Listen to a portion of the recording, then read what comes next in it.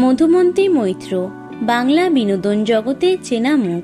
Television পর্দা থেকে মঞ্চ সবেতেই নিজের নাম প্রতিষ্ঠিত করেছেন তিনি। একধারে সংবাদ পাঠিকা, অন্যদিকে সঞ্চালিকা হিসেবে বাঙালির ঘরে ঘরে পরিচিত তিনি। কলকাতার মেট্রোর দরজায় কান পাতলেই শোনা যায় তার কণ্ঠস্বর। এছাড়াও তিনি হলেন অশোক বিশ্বনাথনের স্ত্রী এবং অভিনেত্রী অনুষা বিশ্বনাথনের মা। তার ঝলমলে কর্মজীবন সম্পর্কে সকলে পরিচিত হলেও বাস্তব জীবনের অনেক জিনিস এতদিন গোপনেই রেখেছিলেন তিনি।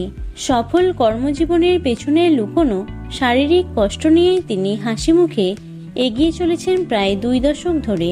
সম্প্রতি এক সাক্ষাৎকারে নিজের সাথে ঘটে যাওয়া এক ভয়ঙ্কর কাহিনী সামনে আনলেন তিনি। এক সাক্ষাৎকারে মধুমন্তী জানিয়েছেন, 2002 সালে একটি অনুষ্ঠানের সঞ্চালনা করতে গিয়ে অন্ধকার মঞ্চ থেকে পড়ে গিয়ে তার পা ভেঙে যায়।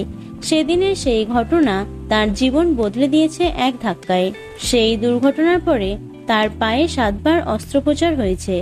অস্টিওমাইলাইটিসের মতো জটিল রোগে আক্রান্ত হয়ে পায়ের হাড় নষ্ট হয়ে গেছে। পরবর্তীকালে পুনর্গঠন করতে হয়েছে তাকে। তিনি আরও জানিয়েছেন, পায়ে বর্তমানে ভেরাস ডিফরমেশন নামক সমস্যা তৈরি হয়েছে। একটি পা অন্যটি চেয়ে ছোট হয়ে গেছে। প্রতিদিন তিনি মারাত্মক যন্ত্রণার মধ্য দিয়ে যাচ্ছেন। এমনকি কোনো ওষুধও এখন এই ব্যথা লাঘব করতে পারে না। তবুও প্রতিনিয়ত এই শারীরিক যন্ত্রণা নিয়েই কর্মজীবন এবং ব্যক্তিগত জীবনের দায়িত্ব সমানভাবে পালন করে চলেছেন তিনি। তো বন্ধুরা, ভিডিওটি এটুকুই। মধুমন্তী মৈত্রকে তোমাদের কেমন লাগে অবশ্যই কমেন্টে জানিও। ভিডিওটি লাইক এবং শেয়ার করো। এছাড়াও টলি দুনিয়ার অন্যান্য খবর পেতে চ্যানেলটি অবশ্যই সাবস্ক্রাইব করে রেখো। ধন্যবাদ।